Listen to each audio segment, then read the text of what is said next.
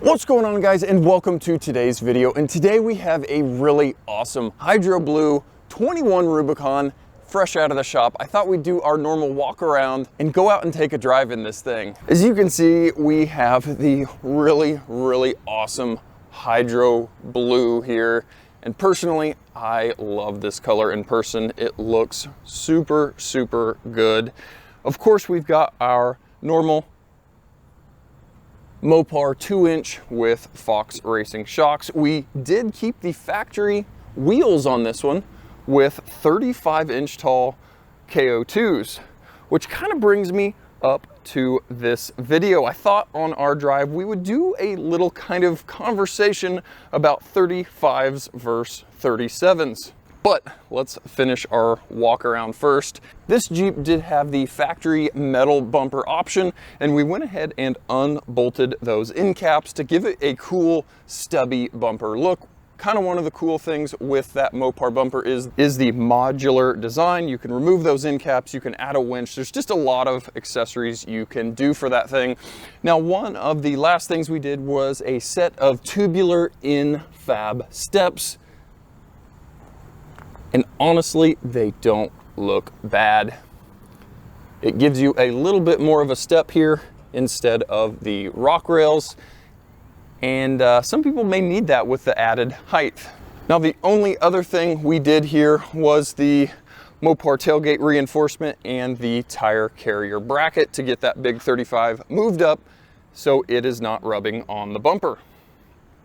But other than that, it is relatively simple. So with just a few things, you can take that JL and really transform it into something that looks at least a little bit different than everything else driving down the road. But guys, like I said, I thought we would talk about 35's versus 37's and how they're gonna live with you on the road, daily driving, off-roading. So let's jump in and get into it a little bit more in depth. Now guys, if you're new to the channel, welcome. But if you're not new and you've seen our videos here, you know we do this quite a bit.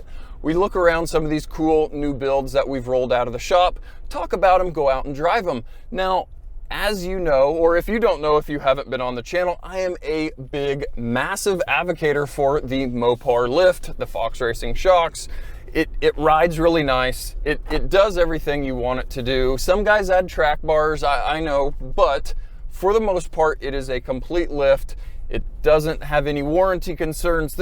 There's just a lot of benefits about it, but I didn't want to talk about that today because, like I said, we've got many other videos talking about the benefits, pros and cons, if there are any, of the Mopar 2-inch. Today, I kind of wanted to talk about 35's versus 37's on your Mopar 2-inch lifted Rubicon, because the Rubicon is kind of the only thing we are really talking about when we've got an option between 35's and 37's, because the Rubicon has those high clearance fenders from the factory. So with the Mopar 2-inch, in theory, you can bolt on 37's. They work great, they clear, because with no lift on a Rubicon, you should be able to clear 35's. But back to what I was originally talking about. After you do your Mopar 2-inch lift, you've got options. You can either throw some 35's on it, or you can bolt the big 37's on it. And there's a couple of things to think about as you're doing that. One, how much daily driving versus trail, off-road, rock crawling are you doing?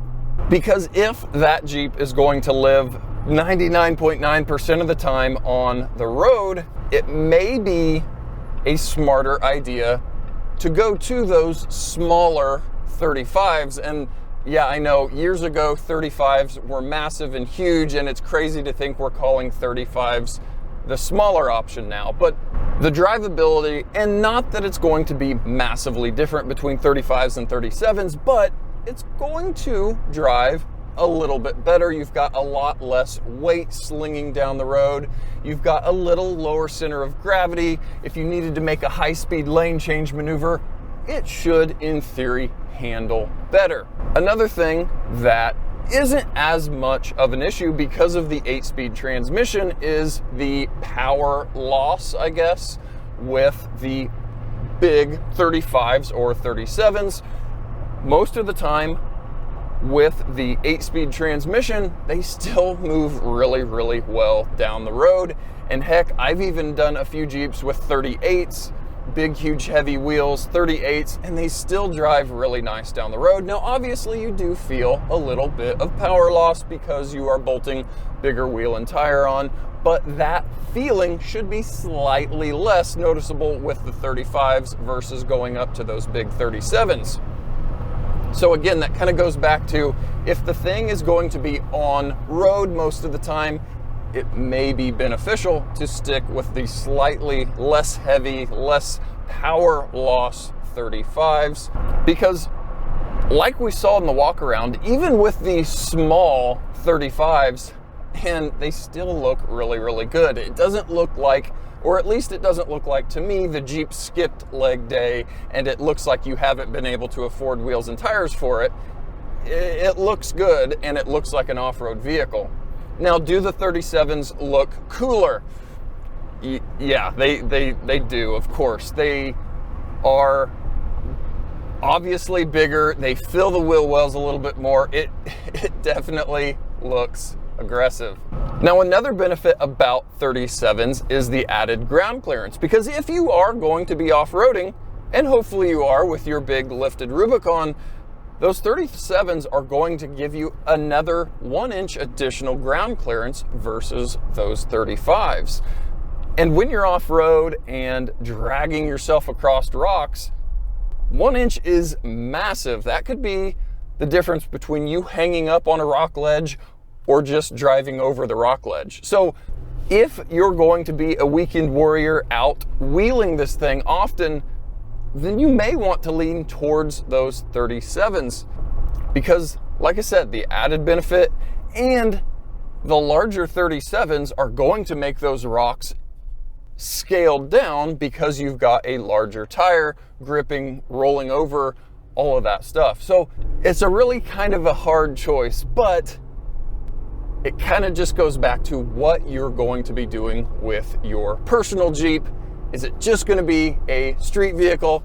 Is it going to be going to the trails every weekend? Or is it going to live at your house in Colorado and you're going to be wheeling it anytime it's on the road? There's just a lot of variables that go into making that tire decision. Obviously, none of this was groundbreaking information, but hopefully maybe some bullet points to think about when you are personally trying to decide 35s, 37s, you know, what do I do? And either way you go, it's going to look really, really good. This Jeep on 35s, Mopar 2-inch, Rubicon high clearance fenders, it looks awesome. You've got a big, tall street presence, but with the 37s, you kind of amp all of that up just a little bit because it is taller, the tires are bigger, and when you pull up next to somebody else with their 35s and you happen to be on 37s, you'll be the bigger Jeep, and at the end of the day, isn't that what it's about? Who's got the bigger Jeep? I mean, really, right? Let me touch back on the Mopar lift. I know I wasn't going to talk about it, but again, we've been talking here for our short time together, and it just drives outrageously nice, smooth. You're not wandering all over the road. It just does what it's supposed to do. It drives like a stock Wrangler, or as close to a stock Wrangler as you're going to be once you're up on some big tall tires with a little bit more altitude under the Jeep. And that just goes back to how much of an advocate I am of that Mopar lift. You're going to spend a little bit more up front than a cheaper budget boost, but it works well. It's smooth. It just does everything well.